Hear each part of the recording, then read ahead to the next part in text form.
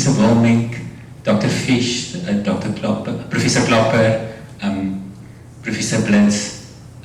It is a great honor, colleagues, friends, family. It's a great honor for me to be here today, and I'm humbled by this because I feel that I'm just starting to learn. There's so much that we don't know yet. I wondered why I'm here today, and I think there are two things that stand out for me. The one is that is gratitude. I have to thank many people because nothing is possible without the wonderful clinical and scientific and technology colleagues that we're working with. The second reason is, I think, to encourage others who are struggling with their projects and building academic careers, to tell them that things weren't that straightforward for me either, and that some things worked out despite the odds. So that therefore, I would like to start with this disclaimer that any resemblance to actual persons, living or dead, or actual events is subject to the narrative fallacy, because I'm going to tell it as I remember it.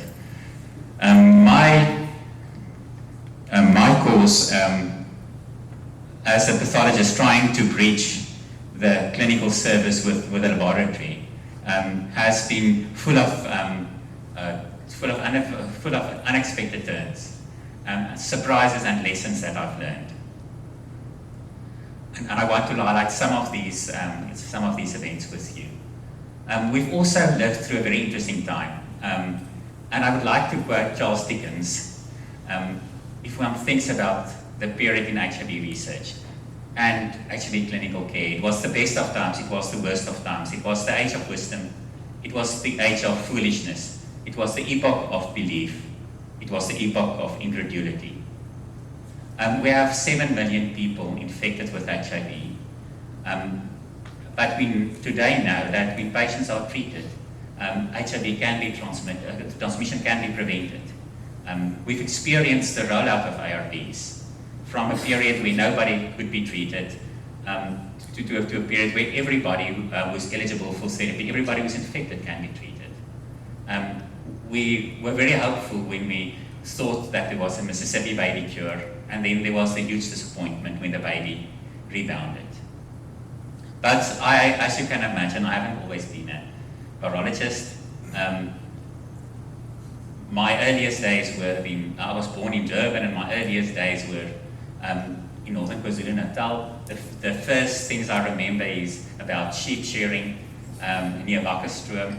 And in the back, if you look at that mountain in the back, that is, I'm not going to use the pointer because then I don't know which screen to use. But if you look at the mountain in the back, that is in Indumeni, it's the mountain behind Dundee. And when people coming from there see that, they feel home. And that's the things I remember from childhood. But then, because of better opportunities offered by going to Pretoria, better education opportunities, my parents thought it's a good idea to move to Pretoria. Also because my sister had an interest in music, and there were better opportunities for her to learn violin playing there. And we ended up, I ended up in Law School Pretoria West. The one thing that I remember from that primary school is the motto, I know when, which means never say die. And I think that's something that I try to keep, because sometimes things don't work out, but it helps to keep on trying. High school was much better for me than primary school, and I would like to mention our principal, Dr. Karel van der Merwe, and his team of teachers. My biology teacher, Mrs. Duplessis, she told me so much. So that was really, that really helped. And we had a mathematics teacher in matric, Mr. Shaka van der Merwe. He really opened up that field of mathematics, and really I still love it after having a teacher like that. He also said something that I would not forget, and he said we must beware that the signposts or the milestones of yesterday don't become the gravestones of missed opportunities. So whenever we have these opportunities, I try to capture the day or carpe diem, do not miss them. In 1990, when I was in matric, through the South African Science Olympiad, I had the opportunity of attending the International Youth Science Fortnight in London. Now this photo is not from that time, but we also had a similar photo taken in front of the Royal Albert Hall. And I met young individuals, young learners from all over the world. And we thought and discussed things that were happening in our time. And it was shortly after former President Mandela was released from prison. I met a guy who experienced the overthrow of the Romanian dictatorship, and he told us all about that. There was an Irishman who was funding his studies in mathematics by working at night in a pub. And, but during that time, on 2 August 1990, Saddam Hussein invaded Kuwait. And amongst our group, there were learners from Kuwait. And I thought, how difficult must it be to not know whether you could return home safely and what is happening to your family and friends.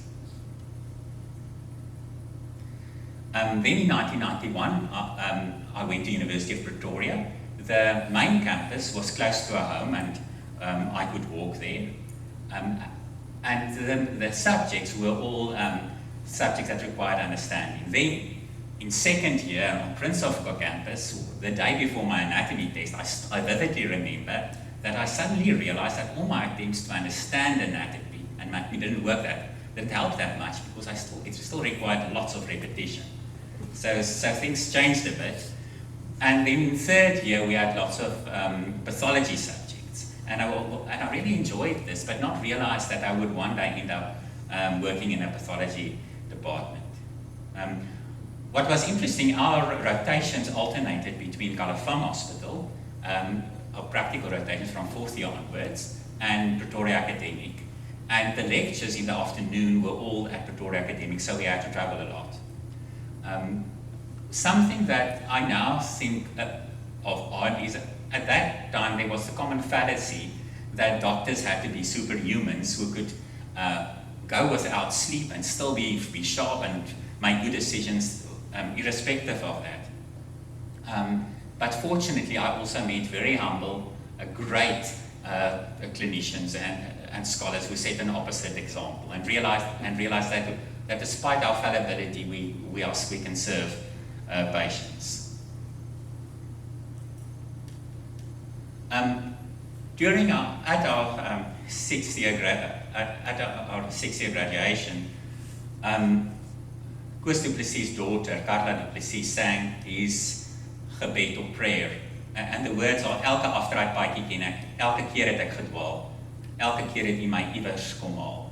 This words translated would be, I know every detour, every time I got lost, every time you retrieved me or you brought me back. And that to me is a reverberating thing. There were many times when I thought, what on earth am I doing? Will this ever work? And then through the grace of God, things worked out.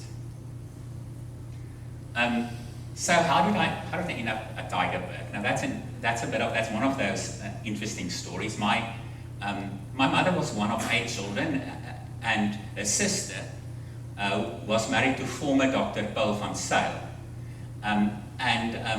I was inquiring where to go, and it was very difficult to get a post close to your home. So I thought going to the Cape would be a big adventure, and he's here. So I applied to Tygerberg and got the internship here, and ended up in internal medicine as my first rotation. The one thing I should say, when I looked up at the huge brick building, it was daunting. I haven't seen, our hospitals were on one level almost, and so this was something different. I also, what helped was that I realized that when I climbed the Tygerberg hill and I looked down, everything looked small. So I needed that perspective quite often. There were wonderful colleagues in internal medicine, to name but a few. The ward rounds from Dr. Prof van Zyl, Professor Paul Brink were really wonderful learning opportunities. There were Landy Lombard, Etienne van der Walt, Joe Boedenstein, Koenie Kuchlenberg. Everybody were keen to learn, to teach and show me, because I really felt I needed to learn a lot. And in internal medicine, I remember how hard the vascular surgeons work. I haven't seen anybody working those hours, and it was something special. And orthopedics, I was so sleep deprived, I don't remember a lot. But nevertheless, the registrars were keen to show us and help us to learn new techniques. So one thing I should mention was that one registrar told me, you can't put a cast up like that.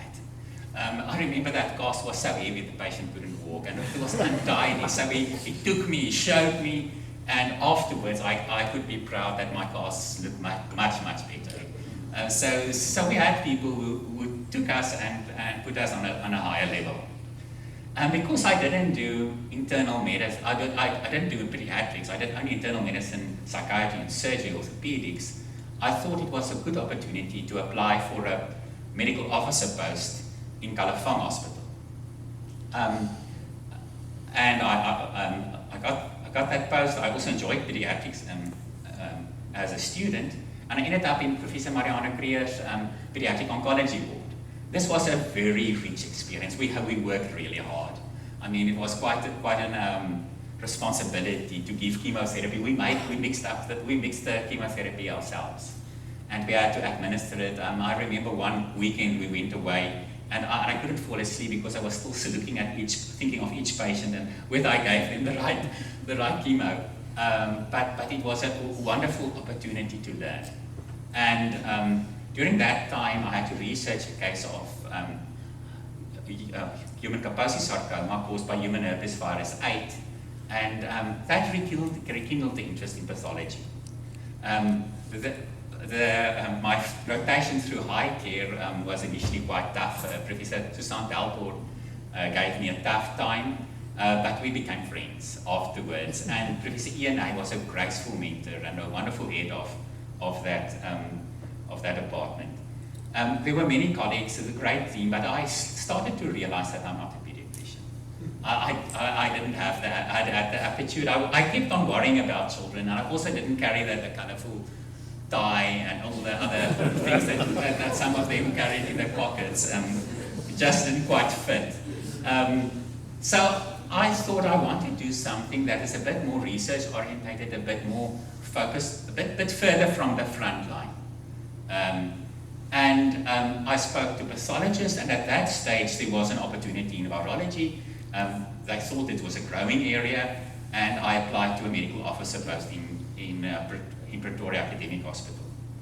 Interestingly, during that time, I saw a lot of my former pediatric colleagues with needle stick injuries, and we had to counsel them and assist them with managing this.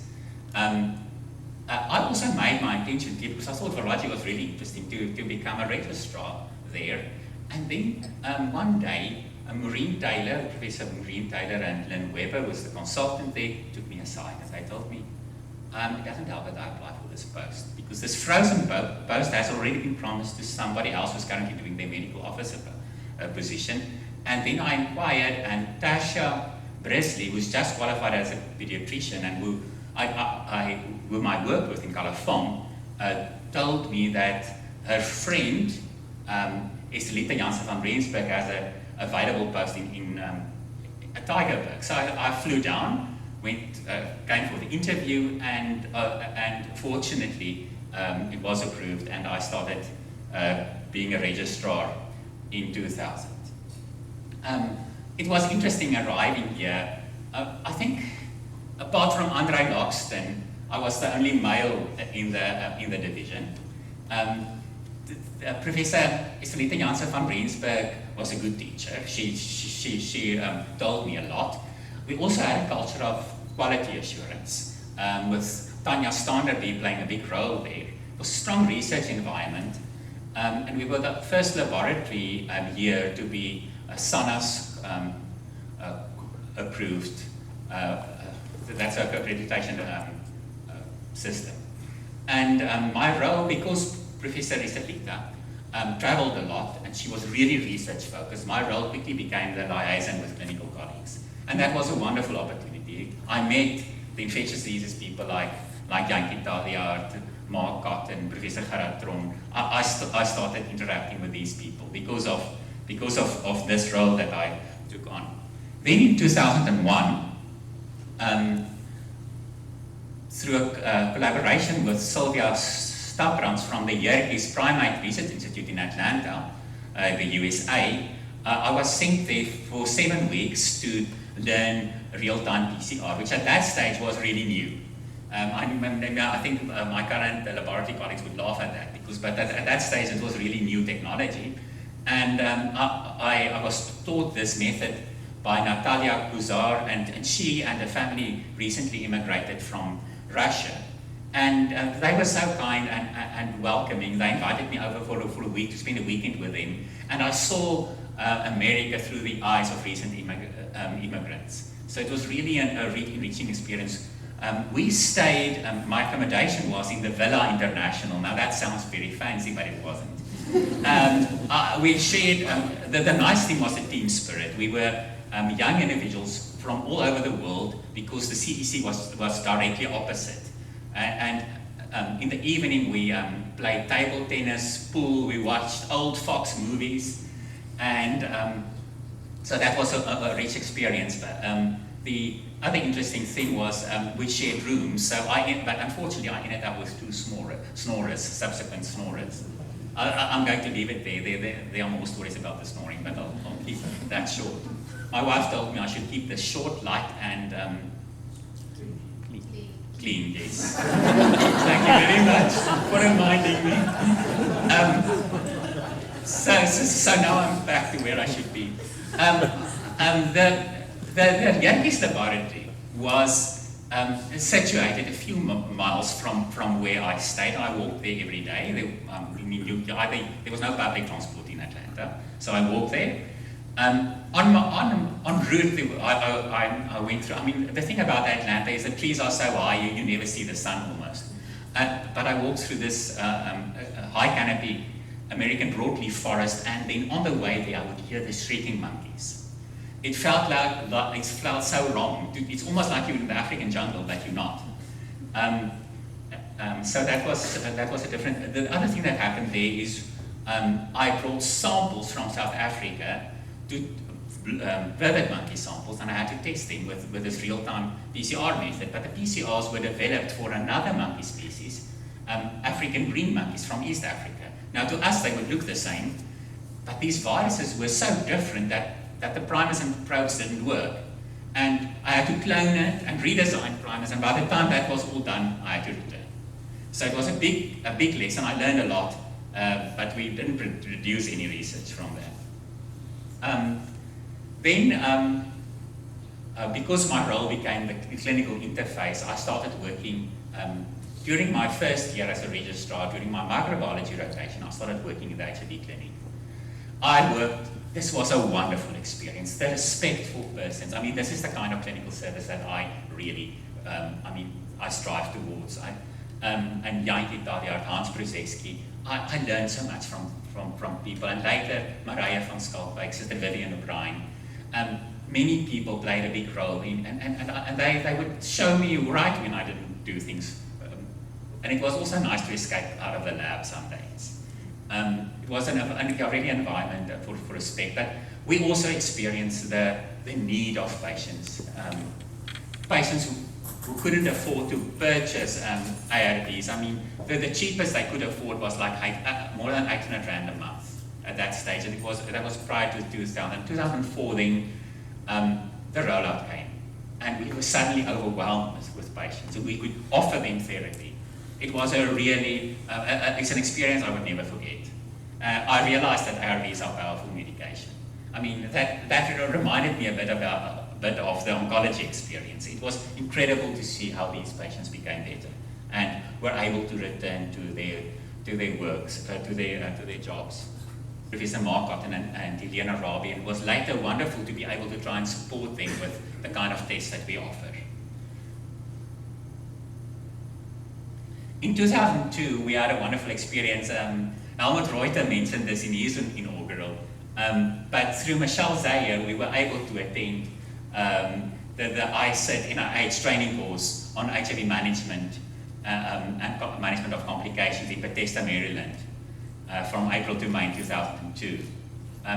This was a really wonderful experience. It was also interesting. Ben Moret was there, Helena Rabi was there, Anneke Hesselin was there. I'm leaving out people. Jantjie Taljaard, Hans Pruzeski. We were and Helmut Reuter was like our team leader. And we bonded as a team. And it was a really rich experience, but it was also interesting to see that they tried to teach us about things. And then Ben Moret and Jantjie they were sitting there and they told us how to treat TB. So, and I remember how they smiled about some of the things, and they were seeing one case of TB and then they've seen hundreds. But it was a wonderful learning opportunity. And the one other thing about that time was the fact it was spring in Washington, D.C. And one day we walked all the way from Bethesda to D.C. along the Rock Creek. I think this was one of the weekends when we wanted to go to the Smithsonian museums. And afterwards, it was a really good experience. And afterwards, we visited, as a family sometimes, we visited Washington, D.C. And it remained something special to us. But around the time I obtained the FC Path in virology and MA virological pathology, our division or then department was in turmoil. Vaccine funding suddenly ceased. We had this whole staff of people funded by vaccine research. Professor Rita Janssen van Rensburg resigned, and as a newly qualified pathologist, I had to become acting head of the division of medical virology. The intention was that I had to be that for a few months. It was a very short period. But you know how things go with appointments of people. Our sustainability was questioned, and through that time, Professor Schneider, his support, and people like Corina de Beer, Susanne Engelbrecht, who's now traveling to present at the conference on next generation sequencing, Richard Haug, Richard Glashoff, and Tanya Stan, having senior like like Richard Glashoff, Corina, everybody in our team helped a lot. So I was just a facilitator. They were the team made the decisions. But it was a big relief when Professor Wolfgang Preiser arrived in August 2005, and he rescued I was starting to drown under office politics, and he rescued the fledgling career in research. And this was a change of guard. The strong public service and social impact focus that he brought. The consciousness that what we do impact the environment is something that's really important. I think nowadays but I think like many Europeans, they're far ahead of the rest of the world. Integrated research and diagnostics, and we will get to that. But that was a wonderful opportunity to do that. And then the strong international connection and global thinking, which was really brought to our division. So I wondered a lot about how to integrate what I'm doing with research. And the one opportunity was working with the things that we would see, and we had good technologists like Matilda Klaassen who observed problems, and then we would go and investigate this. Now the first thing, I think the microbiologists would laugh at this, but we had an extraction buffer that was used to extract the RNA and DNA, and this was for this case RNA for the real-time virological instrument, and that extraction buffer was kept at room temperature. And we saw failures, our runs failed, and we didn't know what was going on. And then we sent a sample of the extraction buffer to microbiology, and they cultured Acinetobacter baumannii. So there was bacterial overgrowth in the buffer, and then we changed we spoke to the company, the recommendations changed, we refrigerated the buffer, and that problem went away. A similar problem occurred on the same instrument a bit later. What we saw was lots of patients suddenly had detectable viral loads where previously they were undetectable. We didn't know what was going on, we tried many things. Finally, we found out that when we used their negative control, which in this case was lysis buffer, which pathologists would frown at, because it should be similar to the real patient material or matrix. The extraction buffer controls were never positive, but the moment we tested negative plasma from negative patients, there was a signal in about 30% of them. So we realized that something interesting is going on, and we spoke to the company. They had to change, and we worked with Stephen Korsman at UCT, and we spoke to the company, and they had to change their reaction enzyme, apparently. I don't know what they changed, but that's what they said. And we then included proper controls that would detect the noise signal at the back, or the background noise.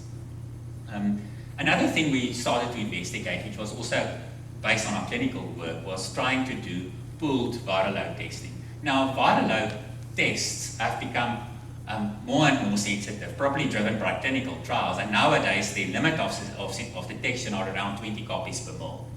And that gives one some redundancy. You could actually pool lots of samples in one tube and still being able to detect failure as long as the prevalence of failure is low. So we then pre-selected patients with a low risk of failure and showed that this can be done efficiently. And because you can exclude most pools as negative, you only have to retest the individual samples from positive pools. But despite the fact that this concept, I have to mention this worked well because of the team. We had Davey Smith from UCSF with the idea. Wolfgang made practical suggestions. We had skilled German elective students, and everything worked well. But looking back, last year I spoke to a colleague, Rami Kantor. He asked me, why haven't you implemented pool testing in Africa? Because you really need it, because it's so expensive to individualize the testing. And I said, I really don't know. And what we realized was there was no packaged portable solution. And we're now planning to work with bioengineers to develop a solution that would enable us to test low-risk patients through a pooled approach.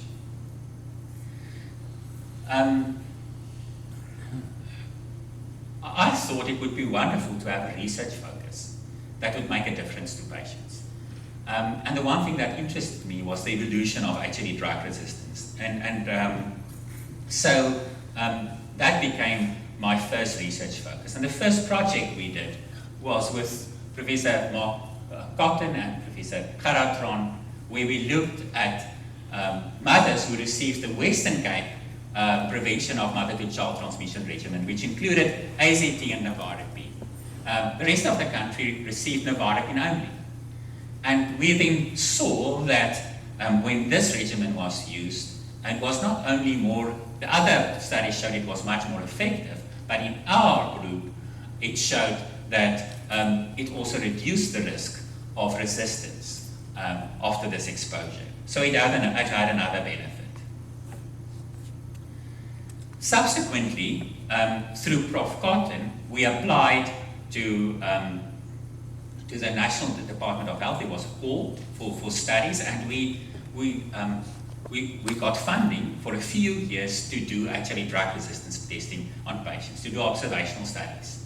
And through Matilda Klaassen and Susanne Engelbrecht, we set up the assay, and the research nurse, we started recruiting patients. What was wonderful about this work was that the fact that clinicians wanted to send us samples.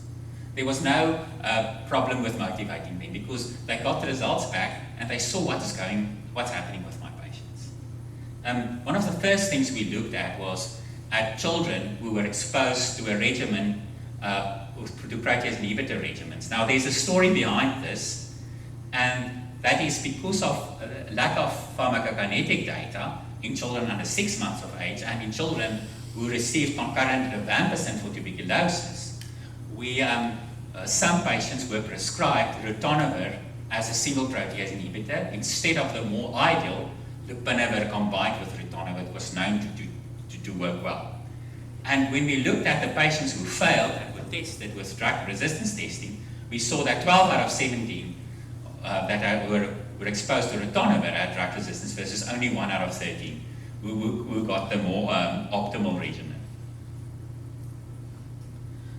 We also tried to look at the effect of drug resistance testing when patients fail and how that would influence outcomes. But what's interesting, the moment we gave results back, the behavior of clinicians started to change because they realized that most of their patients failing first line actually have drug resistance. So we could never assess this because it influenced behavior. But we could describe the patterns of drug resistance that we observed in adults, and we published that. And we also looked at second line failures, and there, because the drugs that were used had a high barrier to resistance, the majority of patients who failed actually had poor adherence. And we described that by looking at hair levels. I worked with the Division of Pharmacology in the Department of Pharmacology, UCT. Eric was then a registrar there, and Monica Gandhi helped us with hair testing for lupinavir. Now, the thing about hair testing, it can give you a long window of exposure because 1 centimeter of hair growth equates to about 1 month of 1 month of growth. So you could really look at lupinavir exposure in the patient's history. The next thing that we attempted was next generation sequencing. And here we got funding through a CFAR grant with University of California, San Diego.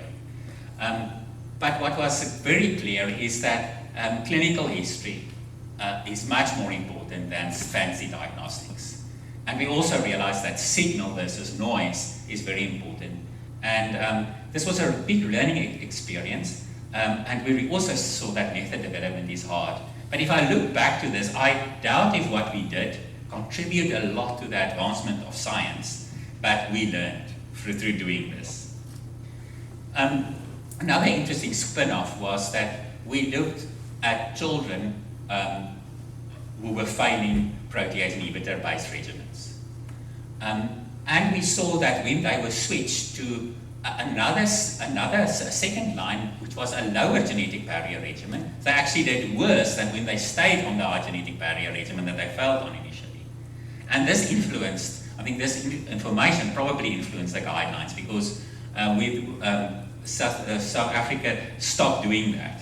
But we also realized that when they stayed on lupinavir ritonavir, we saw accumulation of drug resistance. And we published an article where we called and asked for, we said there was a need for third line regimens. Now, whether this influenced it at all, I don't know, but about 2 years later, third line regimens became available for adults and children.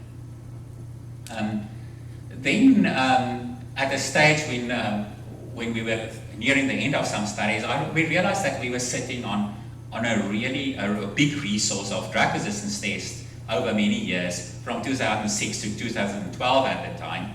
And we started analyzing the drug resistance that was observed with different patterns of treatment, with different treatment exposures.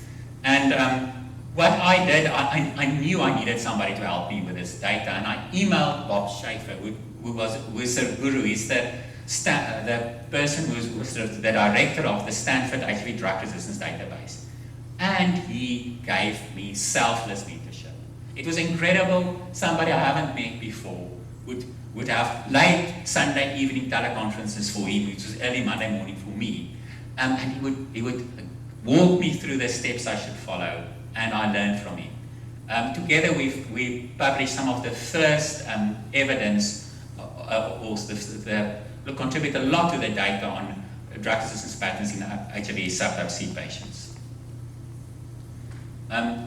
When I reflect on HIV drug resistance research, what is notable is the fact that it worked well because we could integrate research and service delivery. It wasn't difficult to motivate clinical colleagues to send us samples. And my PhD proposal developed quite organically because I started to realize we have this data, and I registered only when I had a clear picture of which publications were likely. So this was really, in many ways, a low-risk PhD.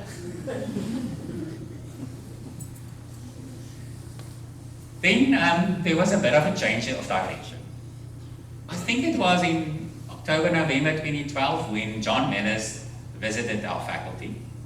And Mark Cotton and he started discussing the potential to treat HIV very early in children and assess the impact of such early treatment on HIV reservoirs. That was even before the publication of the so-called Mississippi baby that people initially thought had remission.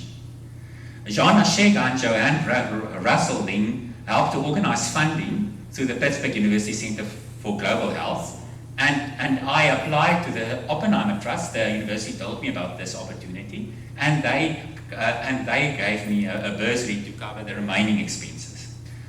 Professor Price supported this application to the NHLS, and John Moritz covered my diagnostic duties.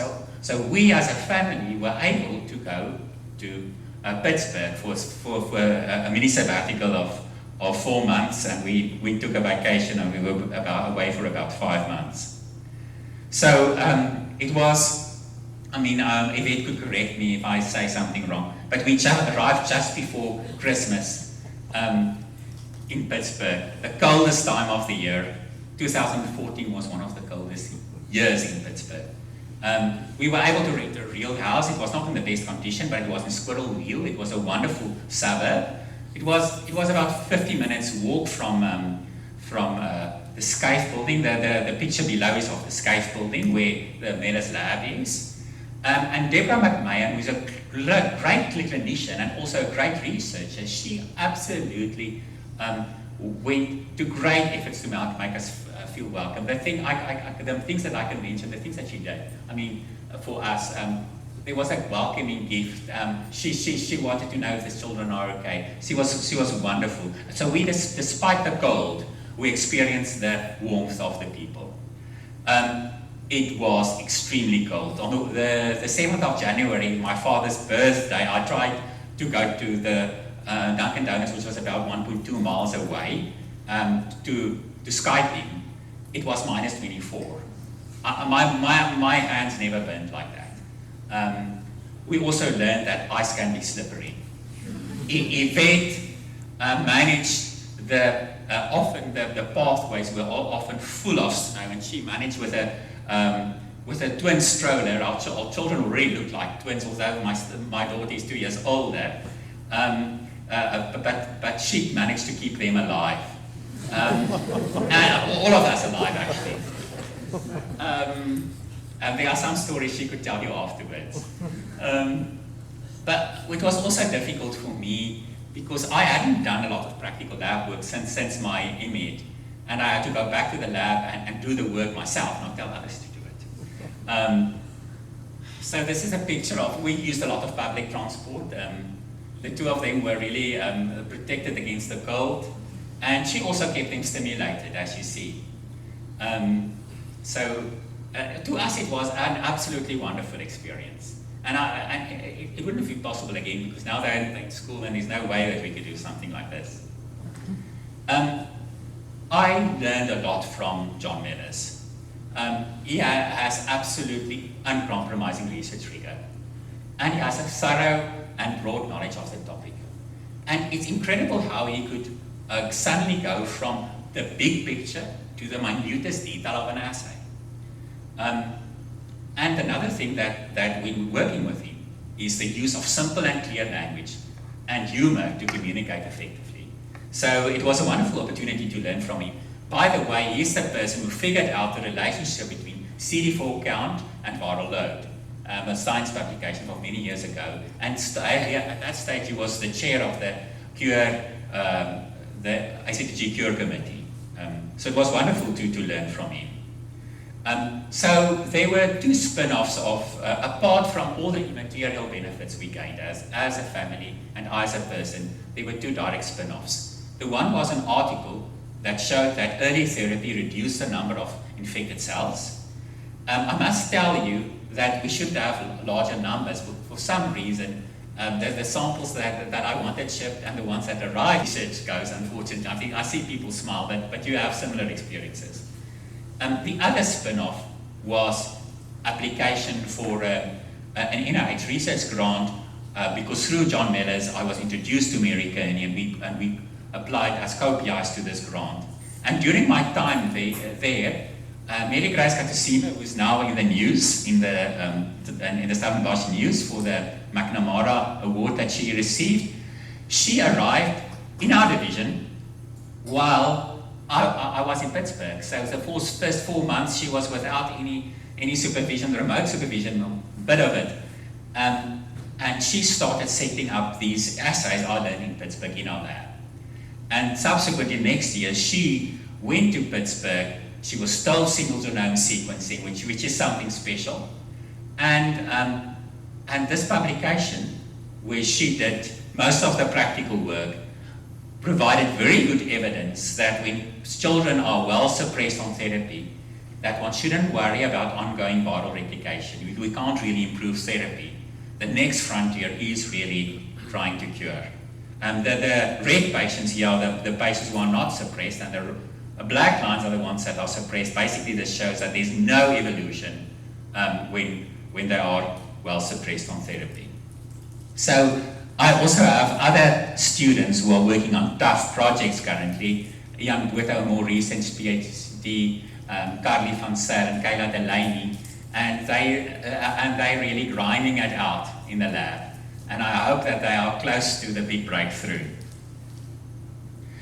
Kirsten Veldsman also did some work where she looked at the decay rates in different groups of children treated early versus later. And this was recently presented at Croy. And I have to mention Dr. Carl Lombard, who's here. I mean, it's wonderful to have the ex-director of the MRC Biostats unit as a consultant that you can ask if you don't understand what you're doing. So that's really helpful.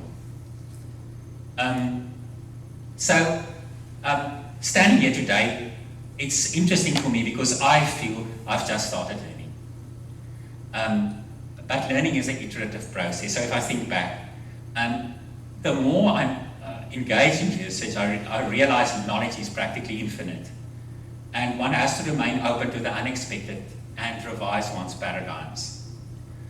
Experiments require rigor and appropriate controls, otherwise one can misguide oneself.